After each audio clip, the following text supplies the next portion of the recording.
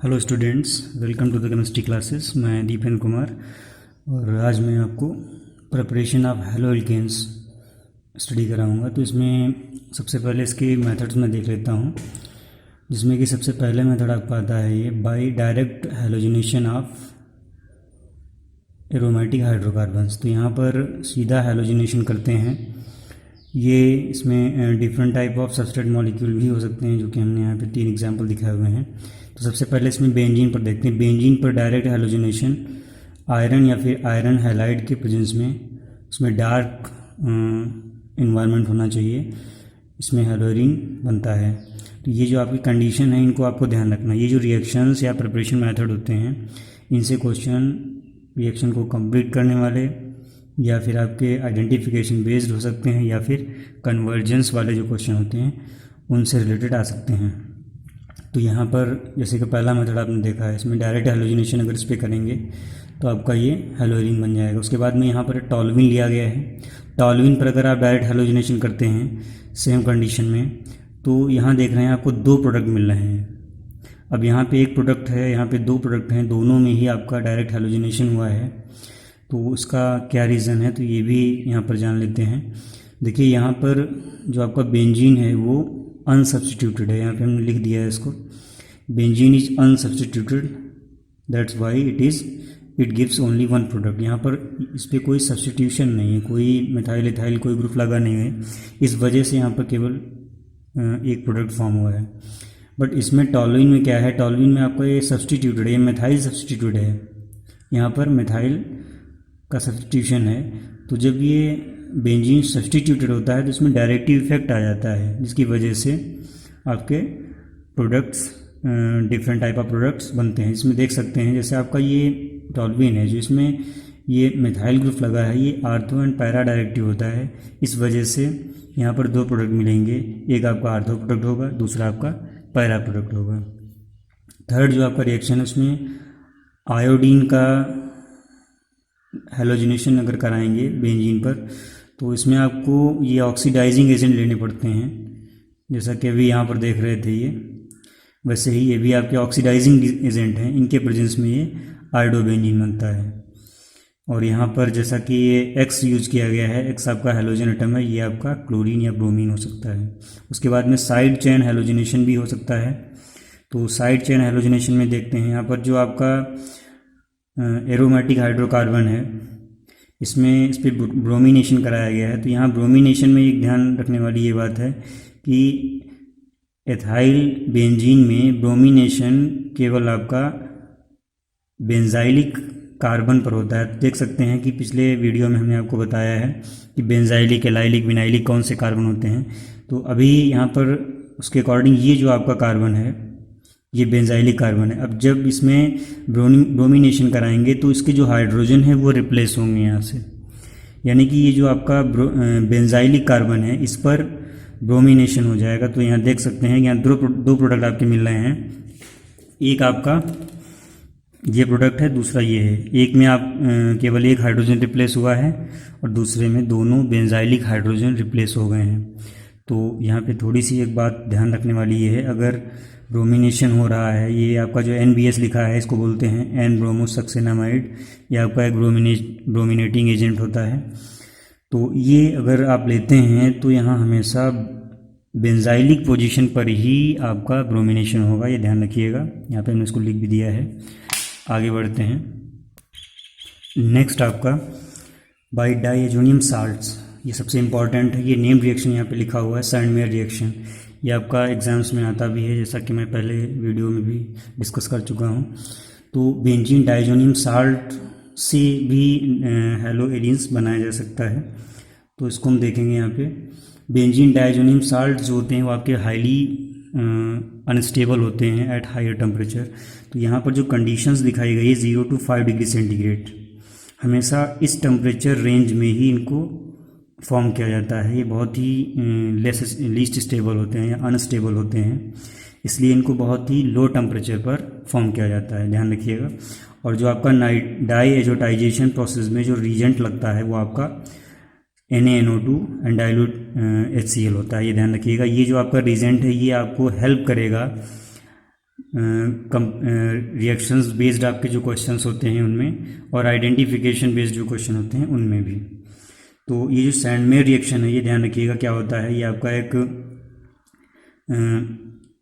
ऐसा रिएक्शन होता है जिसमें बेंजीन डाइज़ोनियम क्लोराइड से डिफरेंट टाइप ऑफ कंपाउंड या डिफरेंट टाइप ऑफ बेंजीनाइड कंपाउंड्स बनाए जाते हैं। अब यहाँ पर देख सकते हैं जैसे इसको बनाया गया है, सबसे पहले इसको 1 डिग्री एरोमेटिक एमीन, यहाँ ये भी ध्यान रखना है कि आपको केवल प्राइमरी एरोमेटिक एमीन ही लेना है, सेकेंडरी या टर्शियरी के लिए ये अलाउ नहीं होता है। यहाँ तक आप आते हैं तो ये बेंजीन डाइज़ोनियम साल्ट है, यहाँ पे देख सकते हैं इसको। इसके बाद ये डिफरेंट रूट्स हैं, इसका एक चार्ट बना हुआ है, इसको आप लर्न कर लें, बहुत हेल्पफुल रहेगा। यहाँ पर क्यूप्रस क्लोराइड और HCl से अगर ट्रीट करेंगे तो आपका जो डाइजोनियम क्लोराइड है वो रिप्लेस हो जाएगा क्लोरीन से, यानी क्लोरोबेंजीन बन जाएगा। अगर यहाँ पर ब्रोमाइड एंड HBr लेते हैं, कॉपर का ब्रोमाइड साल्ट एंड HBr, तो ये आपका ब्रोमीन आ जाएगा डाइजोनियम क्लोराइड की जगह। एंड अगर आप यहाँ पे पोटेशियम आयोडाइड लेते हैं और उसको हीट करते हैं तो यहाँ पर आयोडोबेंजीन बनेगा। Sodium nitride and hydrogen boro tetraphosphoride acid अगर लेते हैं तो ये आपका फ्लोरीन बन जाएगा। यहाँ ध्यान रखिएगा जो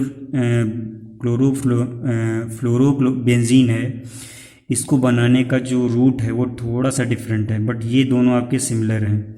अब यहाँ पे बात आती थी कि सैंडमेयर रिएक्शन क्या होता है, तो इसमें जो चारों आपके रूट हैं इनमें चारों ही आपके सैंडमेयर रिएक्शन नहीं है, ये भी ध्यान देने वाली बात है। यहाँ हमने इसको ब्रैकेट किया है, ये दोनों रिएक्शन आपके सैंडमेयर रिएक्शन होते हैं, ये दोनों नहीं होते हैं, ध्यान रखिएगा। सैंडमेयर रिएक्शन में कॉपर का halide and hydrogen halide as reagent use किए जाते हैं। उसके बाद में फिजिकल प्रॉपर्टीज़ पे आते हैं। ये जो आपके हैलाइड्स हैं इनकी फिजिकल प्रॉपर्टी पर भी छोटे छोटे क्वेश्चंस आते हैं, तो देख लेते हैं। सबसे पहला इसमें बॉइलिंग पॉइंट की बात करते हैं। तो बॉइलिंग पॉइंट में ये जानना ज़रूरी है कि जो आपका हैलाइड है उसमें इंटरमॉलिकुलर अट्रैक्शंस कैसा है, डाइपोल डाइपोल या वंडरवाल, दोनों में से कोई भी हो सकता है या दोनों भी हो सकते हैं। अगर वो स्ट्रांग है तो वो जो आपका बॉइलिंग पॉइंट है वो ज़्यादा होगा। यहाँ पर देख सकते हैं जैसे कि एग्जांपल भी लिख रखे हैं, ये दिया है CH3 CH2 CH2 Cl have higher boiling point than CH3 CH2 CH3। अब यहाँ पे ये बात है कि जो आपका हैलाइड है वो अपने करस्पॉन्डिंग हाइड्रोकार्बन के कंपैरिजन ज़्यादा बॉइलिंग पॉइंट रखता है। वो इसलिए होता है क्योंकि यहाँ पर क्लोरीन है और इसमें ये जो डाइपोल डाइपोल इंट्रैक्शंस होते हैं इनकी वजह से इसका बॉइलिंग पॉइंट बढ़ जाता है। तो यहाँ पर एक रिलेशन बनता है कि जो भी आपके एल्काइल हैलाइड्स हैं या एरिल हैलाइड्स हैं वो अपने करस्पॉन्डिंग हाइड्रोकार्बन से ज़्यादा टेम्परेचर पर बॉयल होते हैं या उनका ज़्यादा बॉइलिंग पॉइंट होता है। सेम वे में देख सकते हैं यहाँ पर एक और ये दिया हुआ है, ये bromobenzene have higher boiling point than benzene, क्योंकि यहाँ पर ब्रोमीन है और इसमें आपका स्ट्रॉन्ग इंटरमॉलिकुलर अट्रैक्शंस की वजह से ये आपका ज़्यादा टेम्परेचर पर बॉयल होता है और ये कम पे बॉयल होता है। इसके बाद नेक्स्ट प्रॉपर्टी है आइसोमेरिक हैलोएल्केन्स पे है। आइसोमेरिक हैलोएल्केन्स का मतलब जिसमें कुछ ब्रांच वगैरह हो जाए, यानी कि इसमें ऐसा हैलोएल्केन जिसमें ब्रांचिंग हो जाए। तो यहाँ पर भी एक रिलेशन है और रिलेशन ये है कि जो आपके ब्रांच्ड हैलोएल्केन्स होते हैं उनका बॉइलिंग पॉइंट डिक्रीज़ हो जाता है, रिड्यूस हो जाता है, कम हो जाता है। यहाँ पर देख सकते हैं जैसे ये आपका जो हैलोएल्केन्स दिया हुआ है ये एकदम स्ट्रेट है तो इसका बॉइलिंग पॉइंट ज़्यादा है, ये आपका ब्रांच्ड है और इसका बॉइलिंग पॉइंट कम है, जबकि दोनों का मॉलिकुलर जो मास है वो एक ही आएगा, सेम आएगा, बट इसका बॉइलिंग पॉइंट लो है, इसका हाई है। इसका जो रीज़न है वो यही है कि इसमें ब्रांचिंग है और इसमें नहीं है। तो यहाँ पर जैसे जैसे हैलोएल्केन्स में ब्रांचिंग बढ़ती है वैसे वैसे आपका बॉइलिंग पॉइंट भी डिक्रीज़ होता जाता है। ऐसे ही यहाँ पर एक नोट ये याद रखने वाली बात है, इसको ध्यान रखिएगा कि जो आपके पैरा आइसोमर्स होते हैं इन केस ऑफ हैलोएरीन्स तो वो आपके हाईली सॉलिड या हाईली क्रिस्टलाइन होते हैं और हाईली क्रिस्टलाइन होने का जो रीज़न है वो ये है कि जो आपके पैरा आइसोमर्स हैं वो एग्जैक्टली फिट हो जाते हैं क्रिस्टल लैटिस में, और इसलिए ये ज़्यादा क्रिस्टलाइन होते हैं। जो आपके आर्थो और मेटा आइसोमर्स हैं वो एग्जैक्टली फिट न होने की वजह से ऐसा नहीं शो करते बिहेवियर। यानी कि यूँ कह सकते हैं कि जो आर्थो मेटा पैरा है इसमें पैरा आइसोमर्स ही सबसे ज़्यादा क्रिस्टलाइन या फिर रिजिड या फिर सॉलिड होते हैं। तो इस पॉइंट को आप ध्यान रखिएगा, 1 या 2 मार्क्स के क्वेश्चंस पे आपको मिल सकते हैं एग्जाम्स में। उसके बाद में नेक्स्ट है डेंसिटी। डेंसिटी जो है वो आपका एल्काइल हैलाइड्स का जो डेंसिटी है वो नंबर ऑफ कार्बन एटम्स के साथ साथ इंक्रीज होता है, and atomic mass of halogen atom. यहाँ पर दो चीज़ें आपको ध्यान रखनी है।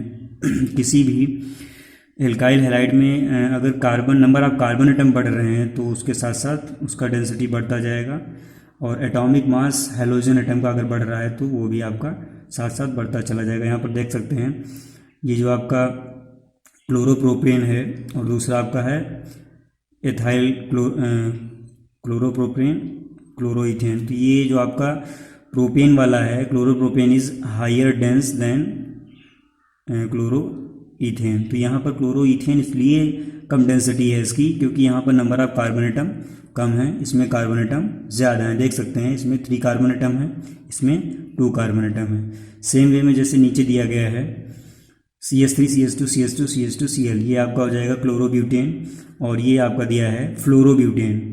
तो यहाँ पर क्लोरोब्यूटेन का डेंसिटी ज़्यादा बताया गया है फ्लोरोब्यूटेन से, तो उसका रीज़न यहाँ पे यही है। ये जो आपका पार्ट है फ्लोरीन एंड क्लोरीन, इसी में डिफरेंस है, तो आंसर आपको यहीं से मिलेगा।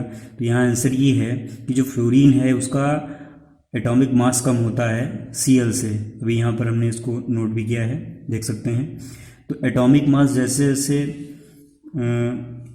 इंक्रीज़ होता है वैसे वैसे डेंसिटी इंक्रीज़ होती है। तो यहाँ पर जो आपका Cl क्लोराइड जो मॉलिक्यूल है वो आपका फ्लोराइड से ज़्यादा डेंस हो जाएगा। नेक्स्ट आपका है सॉल्युबिलिटी। तो सिंपल है, हैलो एल्केन्स हैलो एरीन्स जो होते हैं वो कोवैलेंट नेचर के होते हैं मैक्सिमम। तो आपके जो वाटर में सॉल्युबिलिटी है वो बहुत ही कम होती है, यानी कि बिल्कुल ना के बराबर। तो ये जो आपके हैलो एल्केन्स हैलो एरीन्स हैं ये बहुत कम सोल्यूबल हैं वाटर में, बट जो ऑर्गेनिक सॉल्वेंट्स होते हैं उनमें ये काफ़ी ज़्यादा सोल्यूबल होते हैं ड्यू टू इंटरमोलिकुलर इंट्रैक्शंस। यहाँ पर देख सकते हैं मैंने इसको मेंशन किया है, हैलो एल्केन्स हैलो एरीन्स।